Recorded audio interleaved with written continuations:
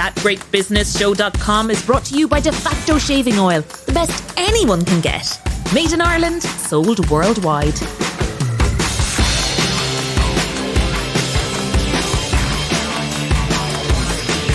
Welcome to ThatGreatBusinessShow.com. I am your host, Conall O'Moran. Please follow me on Twitter, where I'm known as @ConnellOM.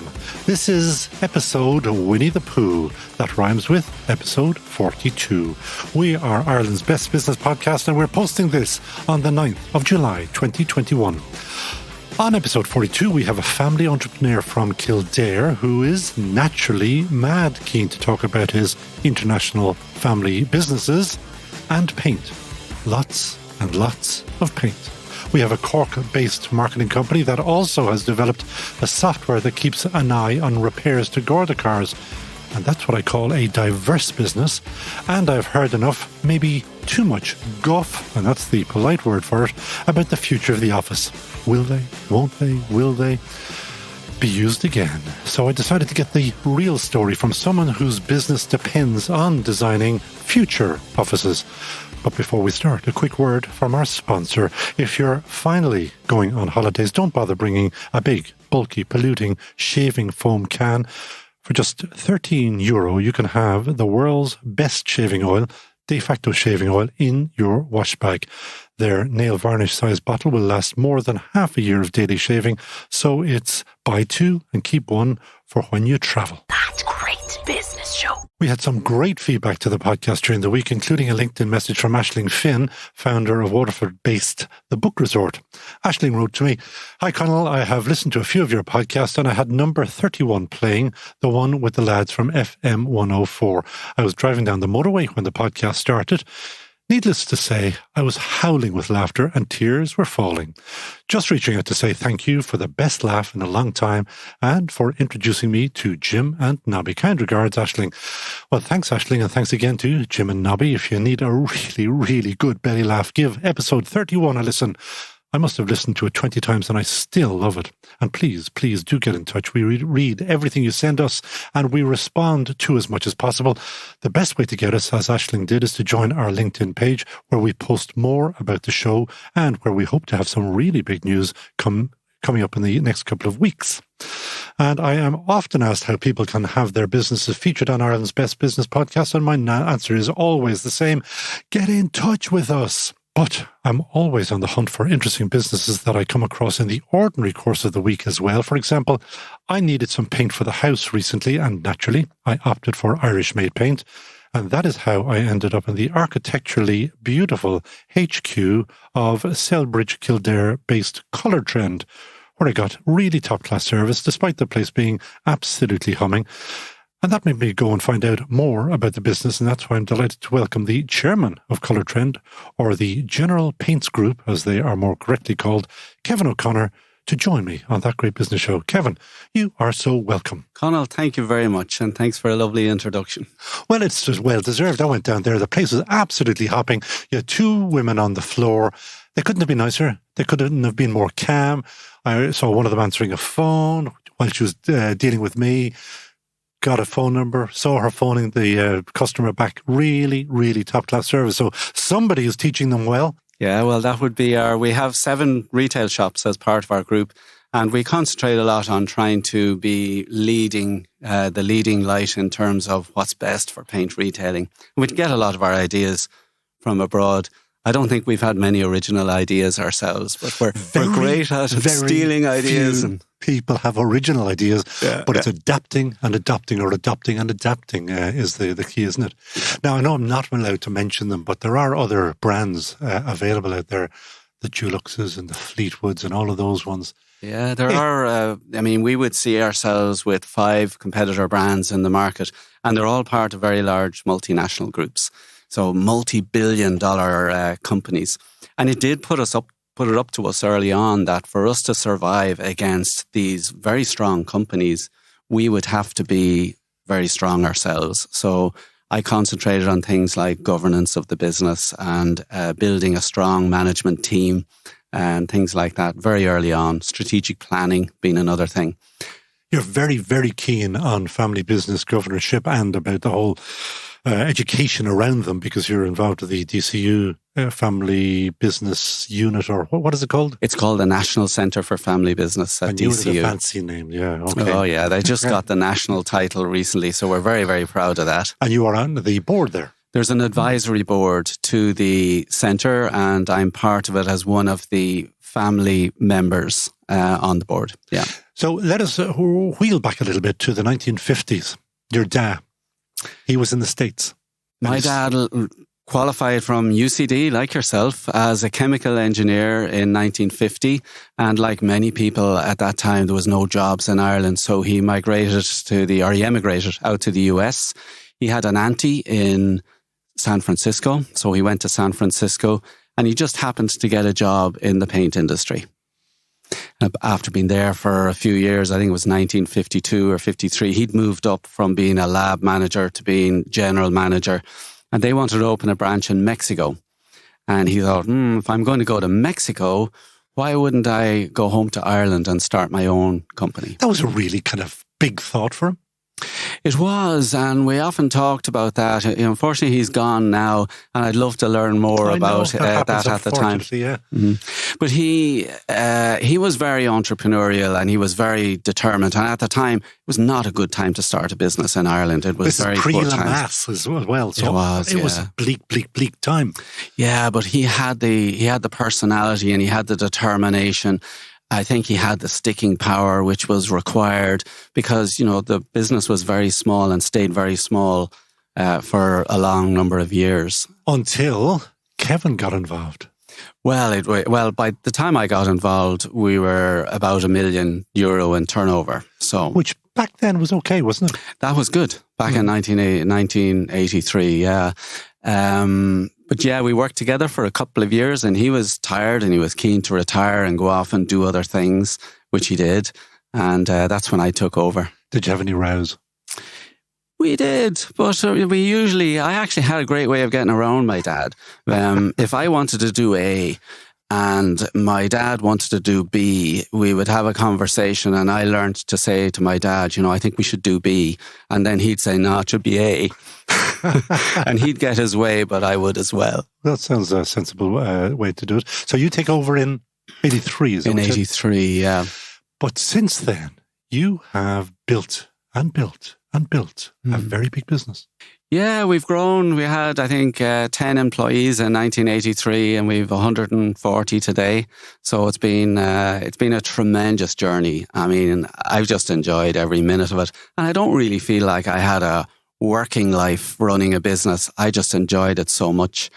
And we were a family business and we brought the family values to the whole business, whether they were family members or not. You're putting it in the past tense because you have retired, but actually your daughter has just taken over running the business. So the family business does continue.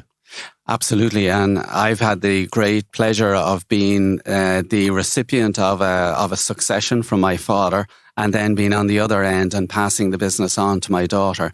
So I've seen succession and the difficulties of succession from both sides. Well, let's talk about those because there are many, many, many people who will be listening to this podcast will be interested in that because so many businesses in Ireland are exactly that, family businesses. What are the big issues? Well, I think we always looked to best practice and maybe we had to because our industry peers and competitors were so strong. So when it came to looking at succession, we knew we needed help. And it's not something that a company does every day. It happens only once a generation. And if you take like a PLC, I think the average life of a CEO is 7 years. If you take a family business, it's often 30 years.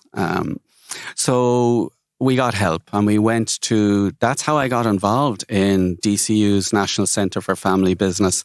I realised there were courses being run on not only succession, but lots of other governance issues in family business.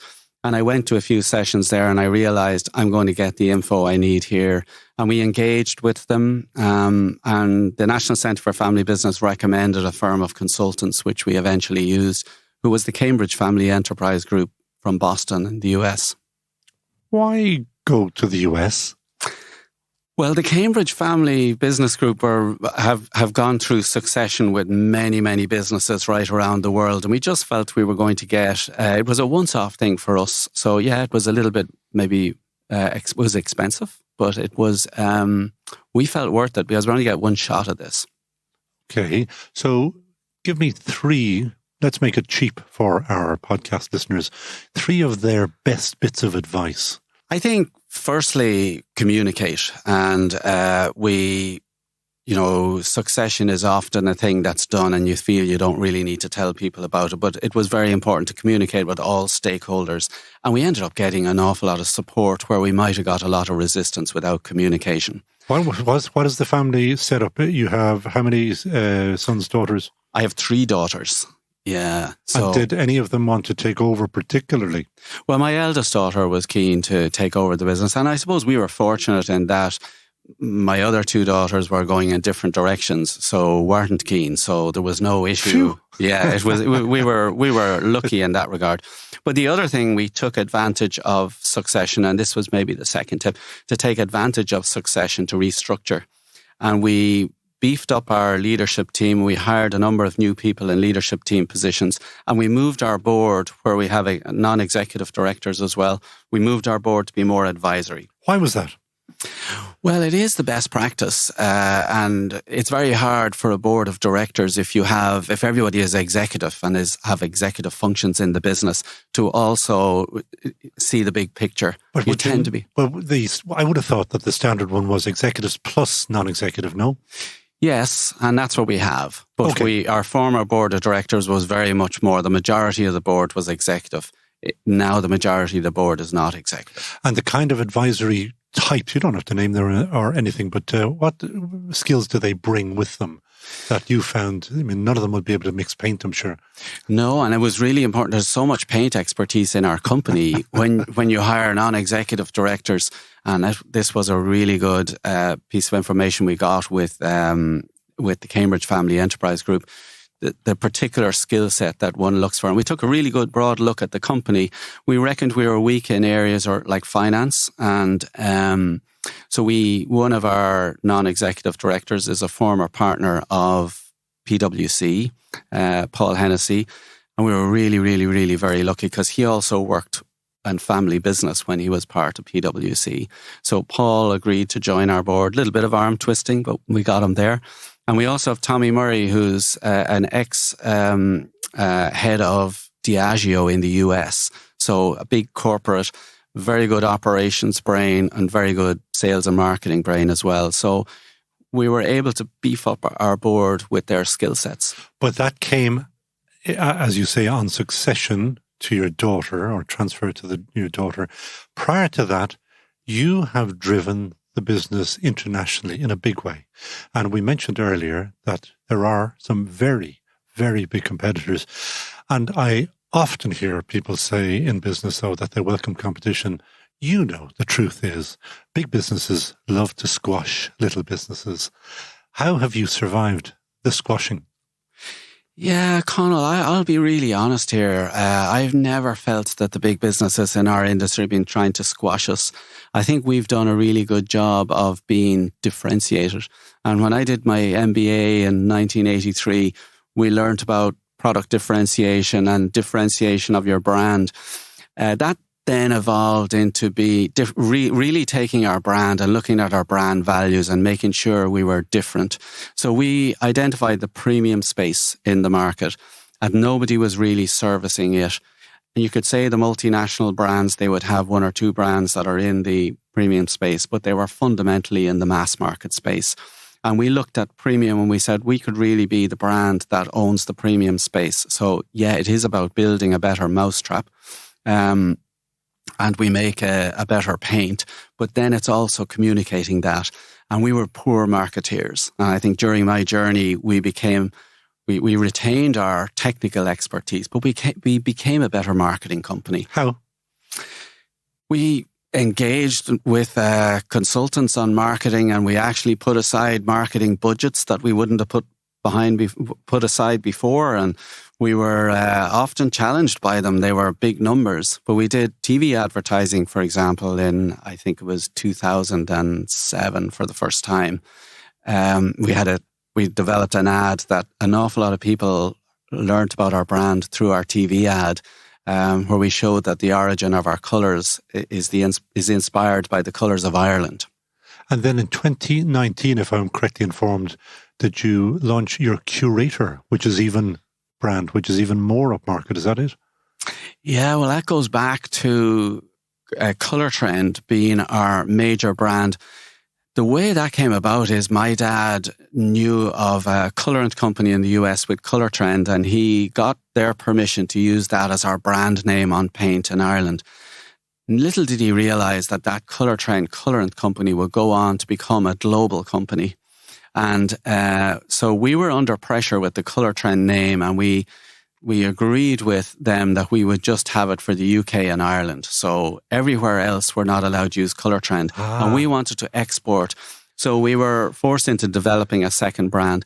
We also, though, in our market understanding, identified that there was an opportunity for an Irish designer paint brand. There is no Irish designer paint brand. In the UK, you have very well-known ones like Farrow and Ball and Little Green, or even Paint Library, Laura Ashley. There's about 15 of them, but there was no Irish one. And we wanted to put an Irish one together. So that was the birth of Curator. Okay. So back sometime during your MBA, you must have learnt a lot about this, about the whole thing about your brand in different markets. Did the penny not drop back then? Oh, Conal, my MBA was 1984. It's a long time ago. I think the learning from the work experience has been far, far, far more than what you learn in the classroom. I'd nearly love to do the MBA now. I think I'd probably get so much more out of it, having had 38 years of experience. You might be able to give the lectures, I maybe, hope. Maybe. No, not maybe, definitely. So back to Curator. So Curator is your international brand. Now you have gone to UK, obviously, US in a big way. And what I also thought you might have learned from your MBA, trying to ship what is a relatively low value item in bulk, such as paint, not a good idea. Or do you manufacture overseas? Well, currently we manufacture Curator in Selbridge, all of it. And we found a third-party logistics company in, again, Connecticut, your favourite.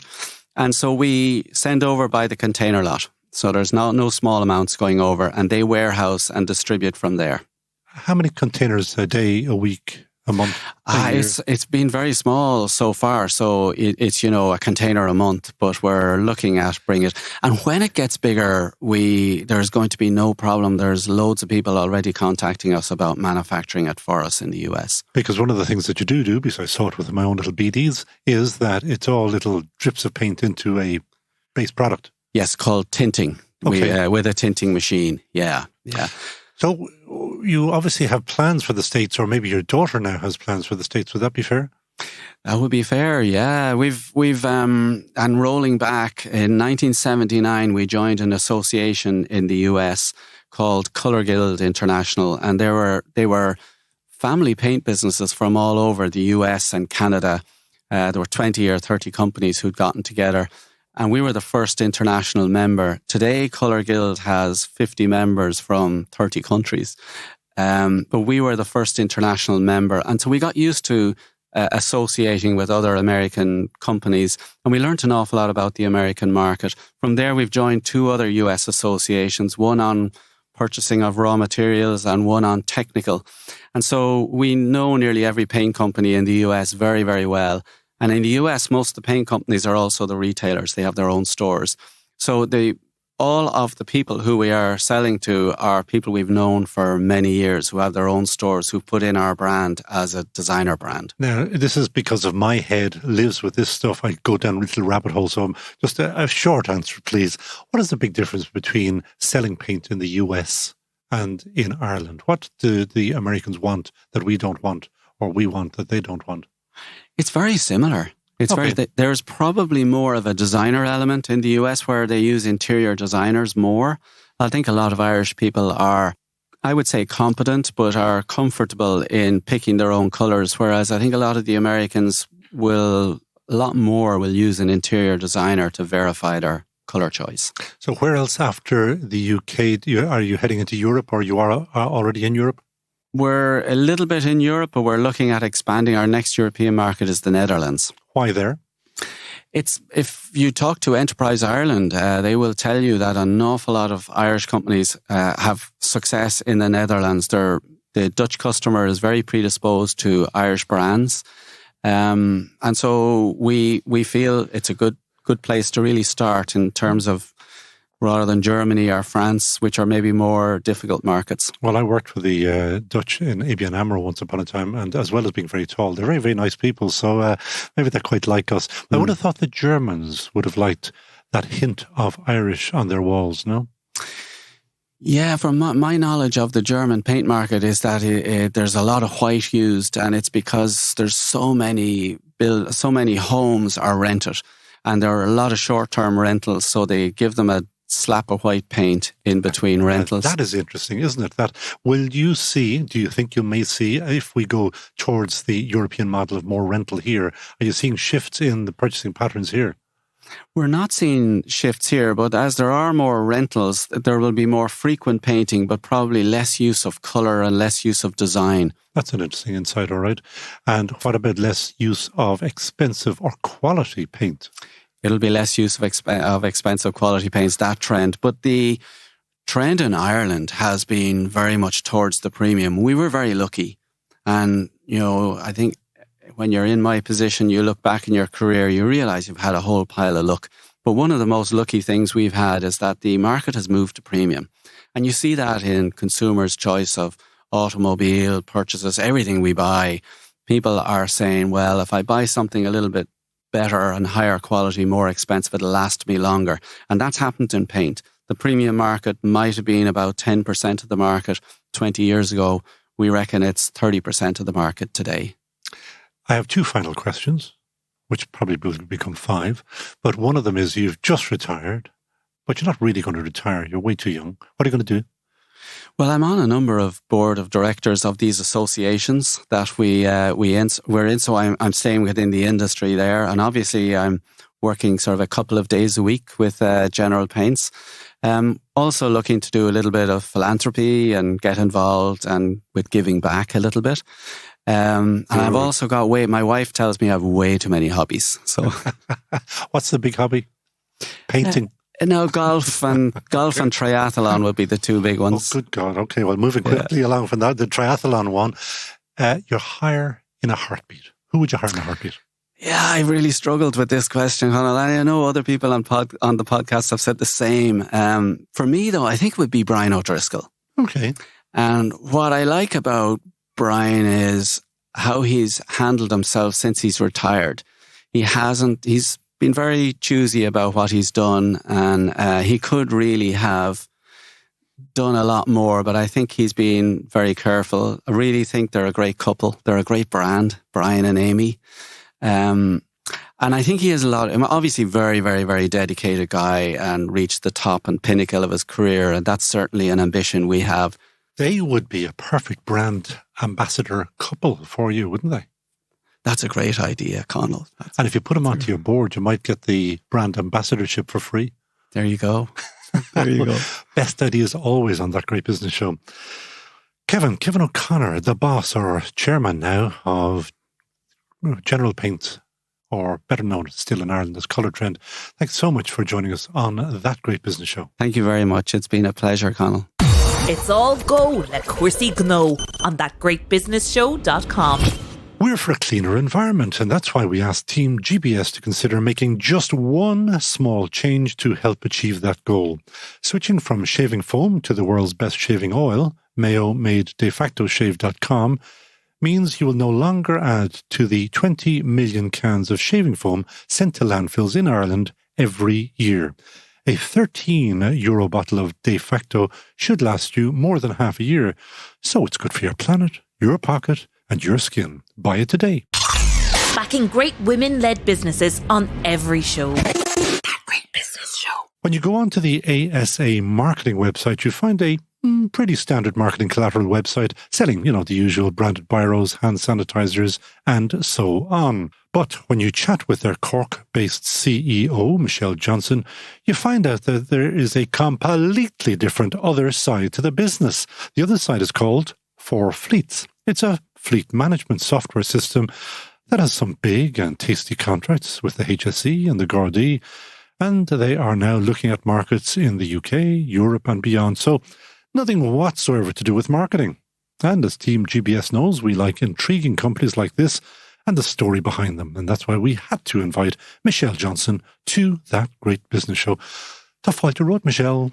Thank you. It's lovely to be here. Thanks for having me. Your business is too bizarre for words. That's like a leaving cert question. Discuss. Discuss, exactly. Well, maybe I should just bring you back to how we started. The company was founded by A and Judith, my parents, in the mid-80s. And with the marketing background, it was originally set up to help dealerships sell their cars. And so, because your dad used to work for Ford. He did, many years ago, he did. And so when we set up, he wasn't long out on his own, actually, when he was asked for some help with marketing and creating a loyalty program for some of the manufacturers for Ford. So we set up a customer loyalty system and we did mailings and worked with Ford for over 30 years. When you say we, you're too young to have been doing it. Yes, I'm in the business since the mid-90s. Okay. Yes. So both sides of the business were running in tandem with each other, and we've always been very involved with databases and database management. That's been a massive side, but it's kind of the quiet side behind the scenes. We were preparing mailings and doing mail shots for clients, but companies may not have known that we were the ones behind it. So that part of it was very interesting. And so our marketing business is the piece where people know us, the promotional branded merchandise, helping clients to promote their brands. Well, let's just concentrate on that for a second, because we have to have a long chat about the software business. Yes. On the branding side. Is that not so 1980s that people just don't do it anymore? In fact, I'm holding, I normally do have a branded biro, so I was going to disprove something to myself. Are people still branding biros and diaries and wallets and sanitizers and... Yes, it's still a huge business. And what's changed actually for us is the fact that we're dealing with global clients now. So we're part of an international network called IGC Global Promotions, and our partners are based all over the world. There's over 45 of us. And so we collaborate with those global partners on the big multinational accounts. So you could have the headquarters in San Francisco dealing with our American partners, and the brand guidelines and that then are filtered across to us. We look after EMEA. And so, and our Australian partners, Indian partners. So we're all dealing and getting approval from head office on the promotional items that are being sourced and supplied to those companies. So ASA is covering all of EMEA? All of EMEA, yes. That's a nice business. It's a nice business, yes. How many people does that keep going? Well, I suppose COVID hit us hard. So pre-COVID and post-COVID. Pre-COVID, we had approximately between both sides of the business close to 20 people. But specifically on your branded biros? On the marketing side. I know I'm very disparaging about it. I know, absolutely. It's way more than pens. So we have, we had about 10 people in that side of the business. Nice business, isn't it? Yeah. And how did you get involved with this international grouping? Well, we had very high standing with our suppliers, and we were recommended for the position because there's only one member per country. Does anybody from Cork ever go below a very high standard? I know, my dad is Dublin and Mayo, and my mum is Waterford. So I'm only just first generation Cork. So really Cork can't take the credit for that. That is very good though, that it's like, did you fall on your feet when you got into that? We did, and it was a bit of a gamble because it was an investment at the time, and we were looking to the future and saying, okay, how can we elevate the business and make sure that we differentiate ourselves from our suppliers? So this has been incredible. So I suppose during COVID, we were able to share insights and information with all of our partners. So at the start, we had to pivot very quickly into what else could we do, because events fell through the floor. So people didn't need merchandise for those. So we collaborated with the partners to find out how could we get branded masks, where could we go to get branded sanitizer.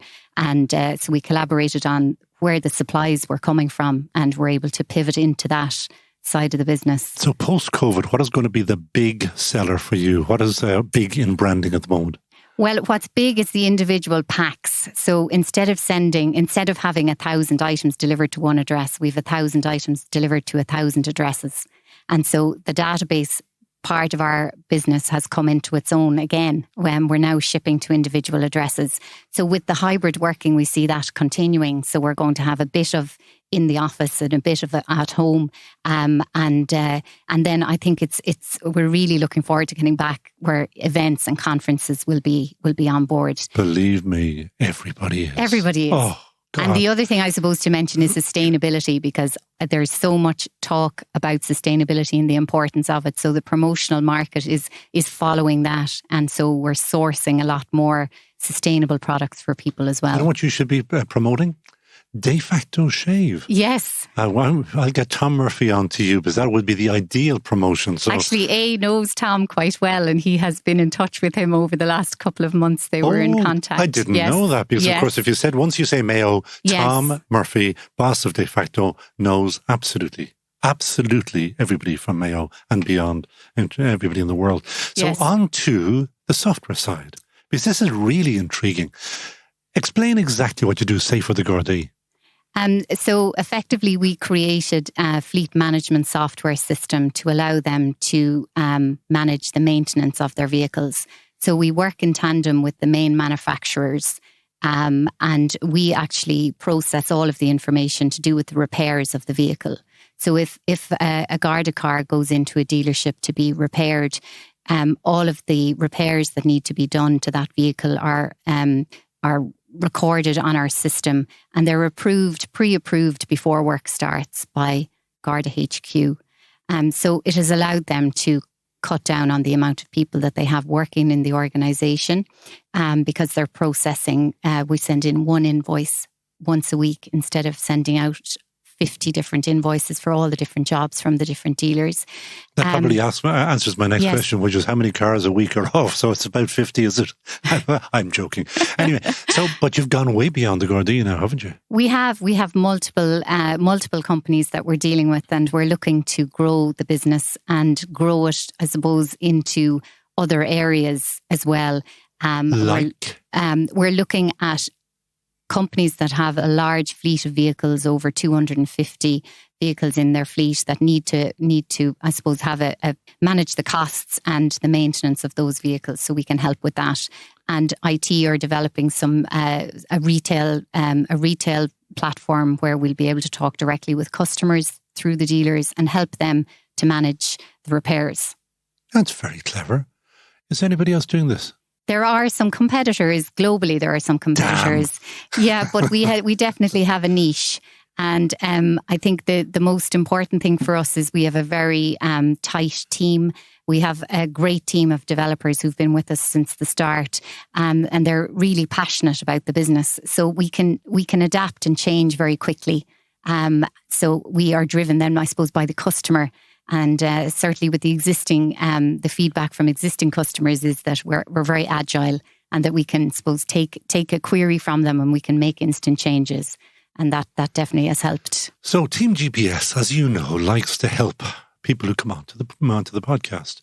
What could we do for you? What are you looking for? You said, companies with fleets larger than 250 vehicles. You've obviously done your market research. How many companies like that, say, are there in Ireland? Well, there are, in terms of, I don't know the exact quantity. But they're few enough, I'd say. They're few enough, exactly. But in the UK? It's the UK. Yes, it's the UK and beyond. And I suppose the UK is our closest neighbour, and with language and everything, it makes sense for us to talk in there. Have you managed to get your foothold in there?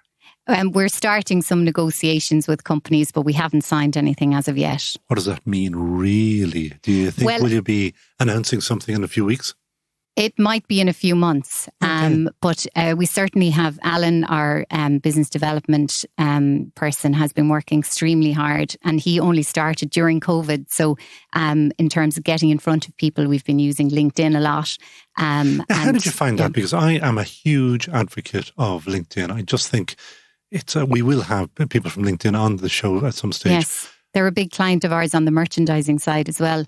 But I don't have a LinkedIn bio. I could organise one for you. You probably could organise 10 million of them. No, it's been really good, and we did some advertising on LinkedIn, and we got some really nice contacts and connections. We love insights on that, and that's Yes. a good insight. And advertising on LinkedIn, because we have done it for the radio show for the podcast, Yes. it's not expensive. Yes. It delivers. It's definitely already it's paid for itself, and we've only been running it for a couple of months. And just in terms of making connections, and with COVID and the fact that you can't get out and see people and network in a traditional way, I think LinkedIn is really important. And there are obviously fleets right across Europe and into the US. Yes. So let's say that you succeed, and you will, I'm sure, in the UK. What would success look like in the UK for you? Would you like 10 clients, 100 clients, 1,000 clients? Now, obviously, you'd like 1,000,000 clients, but realistically. Realistically, we probably, if we got 5 or 10 clients over there, it would be huge, because the volume of cars that they have, a big fleet here might be 250, but it could be 2,500 over there. Oh, you dream of that, don't you? Yeah, I can see you salivate. We're dreaming big, and Enterprise Ireland have been a great help. They've given us some help and some funding, and just being able to use the resources. So we've opened an office in London now, so we're all set. And so that's go there. Mm-hmm. After UK, now obviously there are only so many of you and only so many hours in the day. Yes. Where else would you like to go?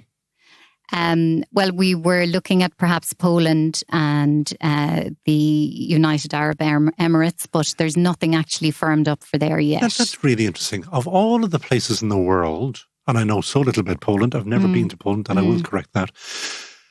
Why Poland?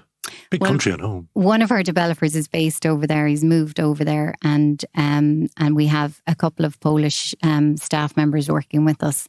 So it's they're your land bridge in there. That's it. And it's a big. I think are there 50 million people there? It's a large company anyway. A large country. Yes. It's only 10 times larger than Ireland. Why the United Arab Emirates? Just we have some connections over there as well, so it's just exploring those. And what about my favourite, United States of America? Yes, and I have been speaking to some people about possibly the States, but we're not at that stage yet. I think we definitely need to have some other international business under our belt before we walk before you can run. That's it. Yeah. Now, when you wake up in the morning, you've got basically 2 very different businesses to run. Yes. Which gets your attention? Well, I'm split really between the 2 of them, but Caroline, my sister, runs the sales director for the merchandising business. So she's really primarily running that business. And I've been dedicating a lot of time to the 4 fleets during COVID. A lot of people who've come onto the podcast have said that against all the odds, and obviously COVID has been bad for many, many, but it has given businesses a chance to catch up, to develop, and ready to progress. Would that be you? Yes, we certainly have developed an awful lot on the marketing for the 4-fleet system, and we have a new website up and running, which is fantastic. And it allowed us then to advertise through LinkedIn, because we have really the website is the foundation. And so for the last 3 or 4 months, we've been working on our ASA website, and we're rebranding in Q3. We have a new logo, slightly new name, and we'll have a new website. What's the new name? Well, we're keeping the ASA. Yeah. So, but we're probably we're dropping the marketing because it's been, I suppose, for a long time we have to explain what type of marketing we do. So you're going to call yourselves ASA branded biros, I know. ASA brands, actually. Oh, is it? Okay. Branded biros. Because everything we do is brand related. Yes. And if you have one sister or more in the in the business, are there other family members in the business? We have one brother, but he is an engineer in the UK, so he's not in the business. So, but my parents are still involved in the business. So 4 out of 5 is probably enough. And there's somebody sitting beside me here who could also be in the business very shortly. You have a young son sitting beside me here, Hugh, who is 13. So he's probably learning as we speak, because that's how you learn in a family business, watching your mum making the big decisions and understanding. I remember my own dad talking to me at length about the things he was involved in. And oddly enough, you just absorb it. Yes, he thought he was just coming for a road trip today. So he got more than he bargained for. So thank you for allowing him in. Oh, he was very, very, very welcome. We're very family friendly here. The final question always is, who would you hire in a heartbeat? I know, and I spent a lot of time thinking about this. Everybody says that. Surely, you dream of having a huge business and you'd say, God, if only I had working with me. I know. Well, actually, I've picked somebody local, somebody from Dublin. And that's good. Wasn't Cork? No, and I don't know if you've met Joanne Hessian from the Entrepreneurs Academy. She's definitely somebody you need to have on your podcast. I did, and I think I may have even interviewed her. Because she now has a social enterprise called Lift Ireland, where she's empowering people to become great leaders. And I am definitely connected with her on social media, on my Twitter account and on the Team GBS1 Twitter account. But I think that would be a lovely one to have Joanne on the show, and you can say you got her on. Yes. I won't tell her. I can take credit for that. Of course you can. And why specifically would you like Joanne working with you? Well, I've known Joanne for over 10 years. She's a pal. Well, yeah, she is. I suppose at this stage she is, but she is just a really efficient networker. She's just fantastic for people, putting people in connection with other people. And I just admire her. And I feel she's run her own Entrepreneurs Academy business. And now she's giving back to the community and has set up Lift Ireland. And so she's going into businesses and schools, and she's empowering people to understand what leadership is about and breaking it down into the minuscule sections and understanding what it's about. And so the more great leaders we have, the better. And I also hope that she's helping take out the mythology and all the mystery around being an entrepreneur. Entrepreneur means working for yourself. And absolutely. No greater joy. No greater misery as well, of course. But the joy parts are good. The good days and bad days. Well, listen, Hugh, thank you very much for joining us. I know you didn't say much, but thank you so much. Michelle Johnson, CEO, ASA Brands. I'm the first person to say it. Absolutely. You heard it here first. For Fleets. Thank you so much for joining us on That Great Business Show. Thank you so much for having me. Subscribe today to That Great Business Show on your favourite podcast platform, including Apple and Spotify. If there is a fashion in how business is conducted, much of the lead comes from big world names like Goldman Sachs and JP Morgan. These hard-boiled firms are unequivocal. Their staff are going back to the office. And if they go back, you can be sure that their service providers, like lawyers, etc., will follow suit. Or if I'm allowed one of my stupid puns, in their suits. In Europe, however, there seems to be a move to a little, and I mean just a little bit more flexibility, as firms this side of the Atlantic are talking more about a hybrid model with a bit of office and a bit of homework. Choices made will affect not just those employees, but also the property values if office buildings aren't going to be fully occupied, investors who try to anticipate demand, and the construction sector that wants to know what's in the future pipeline. Having heard enough ill-informed comments, Team GBS decided to call in the heavy guns, someone whose livelihood depends on actually knowing what's coming down the tracks. Henry J. Lyons Architecture and Interiors is one of the largest architectural practices in the country. And if Managing Director Conor McCabe doesn't know what's going on, well, I guess no one does. Welcome to That Great Business Show, Conor. Thank you very much. So what is going on, Conor? Well, what's going on? I think, first of all, it's worth saying that the office market at the moment is really vibrant. For some context, when the pandemic hit, we probably were designing offices for about 10,000 people. Some of those projects paused. None of them stopped. All of them have continued in some shape or form. All of them have changed in response to the pandemic. And probably in the last 6 to 9 months, we've got a lot of new projects started. So, the death of the office as a phenomenon has been, I think, overplayed. Greatly exaggerated, or yes. Rumours of my death, etc. Now, you said that the projects have changed. What does that mean? Are we going to be, the open plan office is dead and we're going to go into our little booths again? We're going to go where we need to go to do what we need to do, I think is probably the answer. Very mysterious. So, I think what you mentioned the example of Goldman Sachs and JP Morgan. We've carried out loads of, the first thing that we probably did post-pandemic, and once everybody had absorbed the shock and stopped worrying about plastic screens and circles around desks, was to survey staff and figure out how they felt about working from home and how they would see themselves working in the future. And I think I looked at another one of those surveys this morning, actually. And these are proprietary to Henry J. Lyons? Sometimes we use, there are various survey tools out there, specific workplace surveys, and all of those have now grown home modules, so you can compare the work setting with the home. And I haven't yet seen one where the figure for people who intended to be in the office 3 days or less was lower than 80%. So they are either going back or they want to go back. Exactly. So they are either staying at home for at least half the time or more. And obviously this is the view of employees. And then the question becomes, well, what does the organization think? But one of the differences, I think, between us and, for example, the JP Morgans and the Goldman Sachs is that our market is really led by technology firms. They are the ones who drive the office market in Ireland. And the pattern that you observe when you look at technology firms is rapid growth. And that's not necessarily the case in, for example, the finance sector. So the balance between the employee and the employer is different.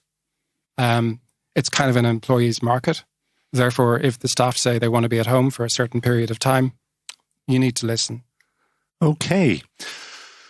What about the IFSC, where many of those tech companies are, or they're very close by anyway? IFSC has many, many, many employees.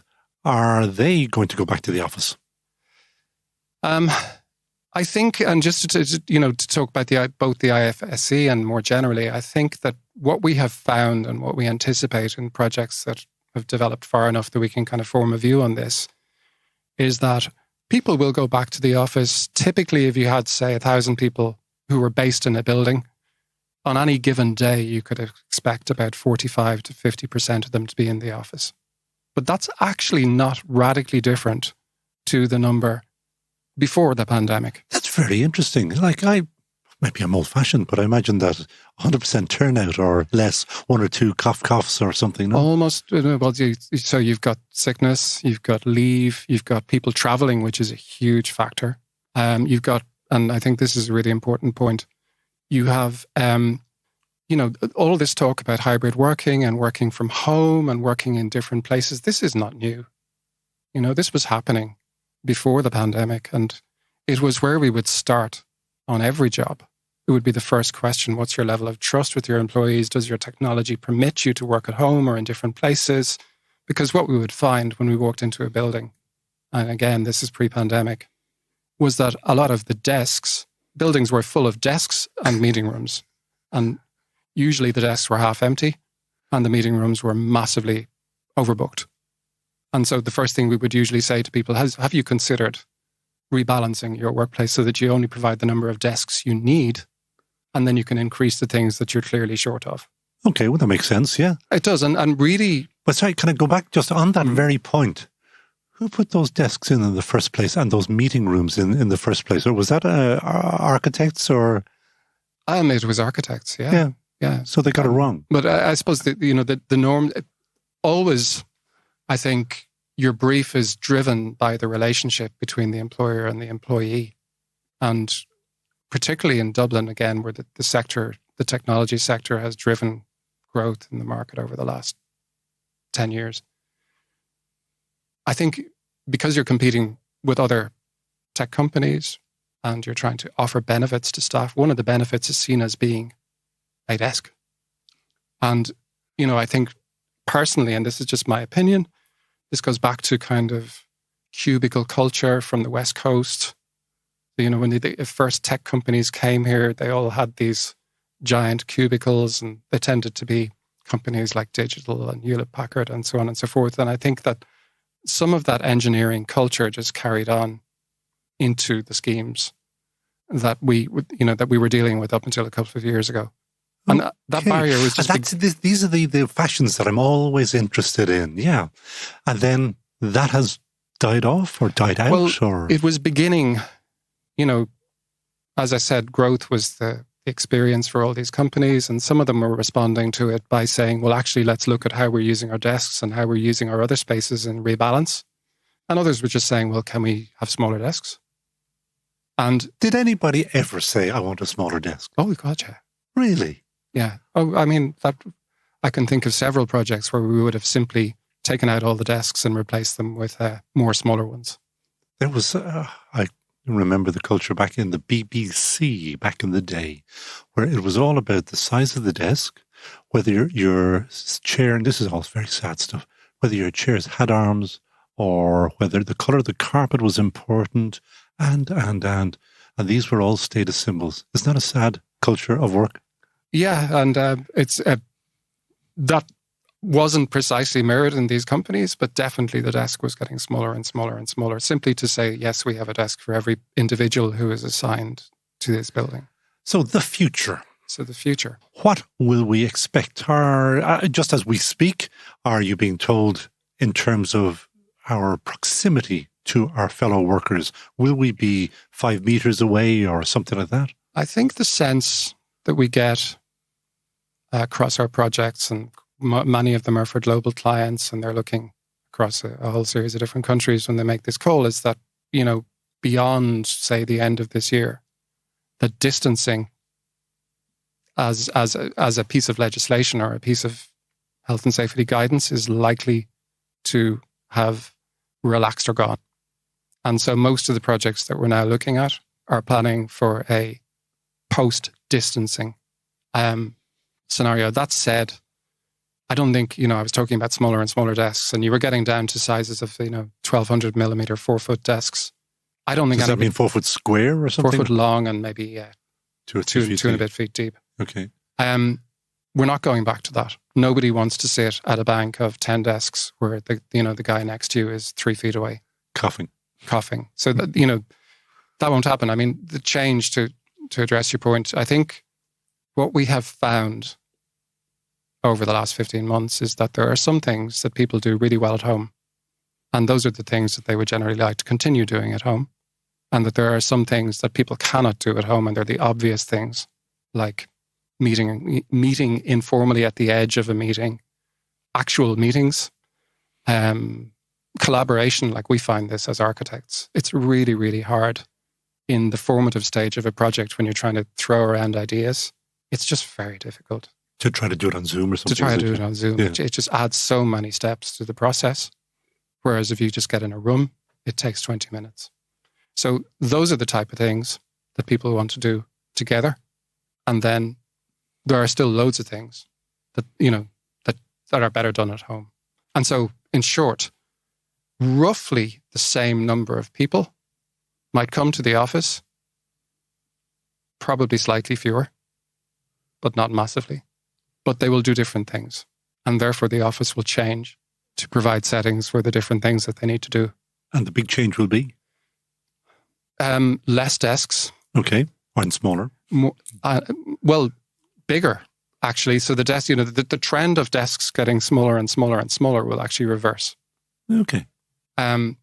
More meeting rooms, because there are more meetings, as we've all experienced. So that I think when a lot of people left the office in March of last year, certainly in our company, it wasn't that common to have video conference. Now we're all living in the land of continuous video conferences. And a lot of offices are not set up for that. And that's not just a question of putting a screen on a wall. It has acoustic impacts. When you add more meeting rooms, as you probably need to, that has ventilation impacts and all sorts of impacts. So, there's a lot of change to reflect that going on. I think people expect that even if half the people are in the office, the other half will still be at home. So you still need the calls.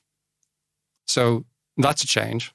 And then you've got all these spaces that allow the kind of informal interaction and the collaboration that doesn't really happen at the desk and often didn't have anywhere to happen at all. And what will you call those, and what will they look like? Oh, they will be, could be anything from a kitchen table to a booth to, when I say a booth, I mean a kind of a banquette, like a restaurant, or it could be... But do they not exist in all the tech companies already? They exist in some of the tech companies. Yeah. But they exist in many offices. But as I say, this is reflective of the fact that many offices were already some way down the road that we're now going down. Maybe the thing that they hadn't done is recognize that their desks were half empty or close to it. If the employees are going to be, call it what you will, half out, half in, or whatever, the bulk of the buildings, are they going to get smaller? Is it going to be, are we going to have smaller buildings? I think it's going to pretty much net out at being about the same number of square meters per person assigned to the building. Okay. So if you had a building previously with 1,000 people, a typical tech company metric that was like 150 square foot per people. So that's 150,000 square feet. You still have that same amount of space. It will be laid out differently, and there will be less people in it at any given time. So the actual real density on the floor will have dropped, but the effective density of the building is the same, and the requirement is broadly the same. And maybe, and this is kind of left of field, does this have any effect on decentralisation? Will we see larger office buildings going to Athlone, going to Galway, going to Limerick, going to wherever? I think that definitely we need spaces in cities and towns around the country where people can come and work. And often that's because, not everybody has a home setting that is suitable. But I think if you were a large organisation, I'm just looking at through this at the moment through the filter of a large organisation, you need to create a culture and an ethos. And I think that's more difficult to do in a whole load of dispersed locations than it is in a single location. I think really that becomes the function of the office is to create a culture and collaborate, collaborate and reinforce a set of values. And is that just your personal view, or is that based on research that you have read? I think it's based on research. I think increasingly, and it's based on some of our current projects. What comes out of the research is the fact that, quite often, even in our own case, a lot of people have joined us since the pandemic. A good chunk of our staff, maybe a third, I think, have never actually been in our office. Really? Yes. And it's difficult, therefore, for them to really have a sense of what they're part of. Okay. And that's quite common. Do they miss out on that? That's your next question, because if they're working away happily, maybe you just don't need that stuff. Well, first of all, I think, if you're creative, as we hope we are, then there's the ability to collaborate, which is at the core of what we do. And it's really difficult to do that at the moment. Secondly, I think if you're at the start of your career, for example, you're looking to meet with your peers and the people who are managing you and try and advance your career and learn stuff. And obviously you can't really do that at home, or it's very difficult. So there are loads of reasons, I think, why they can't impress the boss unless the boss is looking at them. Exactly. Yeah. Exactly. And you're kind of making much of the tech side. What about your clients who maybe are, I was going to say architects, who may be accountants or lawyers? Do they need exactly the same again? First of all, we have clients obviously in all those sectors, and all of them, I mentioned this figure of like 80% wanting 3 days in the office or less. That's pretty consistent in my experience across all those sectors. One thing we are noticing is that there is an increasing divergence between teams and sectors and the type of work that they do. So, and therefore the space and the settings that are needed to support them. Such as, give me an example, please. Well, again, to take, say that an example might be, here's one is a bunch of engineers in a tech company, and they work very collaboratively, and what they might find themselves doing is coming to a space in an office which is capable of flipping between, it's an agile space essentially, it's capable of flipping between desks, a meeting space, a space where you can stand around and brainstorm and put stuff on whiteboards, and that they can book that space for, say, 2 days at the start of the week, do all those things together, and then disperse to their houses and work on tasks that they've identified in the first period of the week. Mm-hmm. Whereas, to take an extreme other example, auditors in a professional services firm, frequently their pattern, actually that's probably too similar to the first example, so I'm going to think of another consultancy in a professional services firm. They might spend a day or two in a client site and come back and work together in a more conventional activity-based work setting. If you think of a call center again, these are uses that really people felt at one point could only be done in the office, and increasingly now they're something that's the call center. That's interesting. Yeah. So the banks of the kind of the battery hens, that's all gone. Well, it's been gone for the last 15 months, and now people are figuring out the consequences. Positive. Different. When I discuss the difference between positive and or different. Well, I mean, one of the things I think we would recognize at the moment is that we don't know all the answers.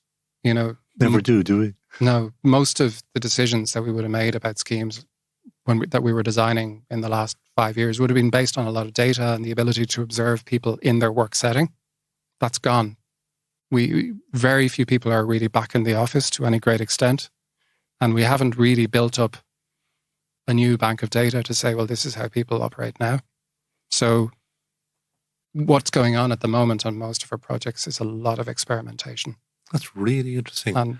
But the office building will continue. So, as they say, rumours of my death are greatly exaggerated. It continues. The market, there's loads of new work in the market. And as I say, the kind of ratio of square meters of building to individual listed in the headcount is fairly constant right now. You know what my final question will be because you have been told. And we always want to know who that you, Conor McCabe, would hire in a heartbeat. Yeah. So I went through, I considered Jurgen Klopp and discarded that option. I think one of the things that we're finding is really, really important in the design of these new spaces is technology. And so technology to collaborate, technology to manage presence, because I think that the days of just rocking up at the office and expecting a desk to be there that's not necessarily going to be the way going forward. Technology to give you information about the safety of the space that you're in. For example, the amount of air changes in this room that we're sitting in now. Nil, indeed. Or the services that are available to you in a building. And then the technology to join all that together so that, for example, AI can anticipate that we've just finished a meeting, we're going to go and get a cup of coffee, I might fire up the coffee machine. And that's something that architects don't do. We're not experts in that field. If you find somebody that can talk really passionately about that field, I think it can be really joined together with design. It's fantastically powerful. And there is a guy called Andrew Emmett in a company called Uncoded in London who is the best advocate of joined up technology that I've come across in the last few years. And do you know Andrew? I do. And is he Irish with a name like Emmett? Well, that's a good question. I don't know. We must link in with Andrew. He sounds really interesting. Maybe he might like to be come a really good guy for one of your podcasts. Oh, I would love to have him on. So if you know him that well or at all, do tell him that we are Ireland's best business podcast and that you were on it and you were on it first ahead of him. Conor, listen, that's really interesting. At last, somebody who actually knows what they're talking about, because I do, as I say, listen to much of the other stuff and just, it's the end of the world stuff. Never ever believe that it's the end of the world. Someday it will be, but it's like the clock that has stopped and it's right twice. Conor McCabe, Managing Director of Henry J. Lyons, thank you so much for joining us on That Great Business Show. And that is it from That Great Business Show, episode 42. As always, my thanks to the team here at Dublin South FM Podcast Studios, Ireland's best podcast studios. Sound engineer Alison O'Dwyer is already checking if she can work remotely from a sunny studio in gorgeous Greece.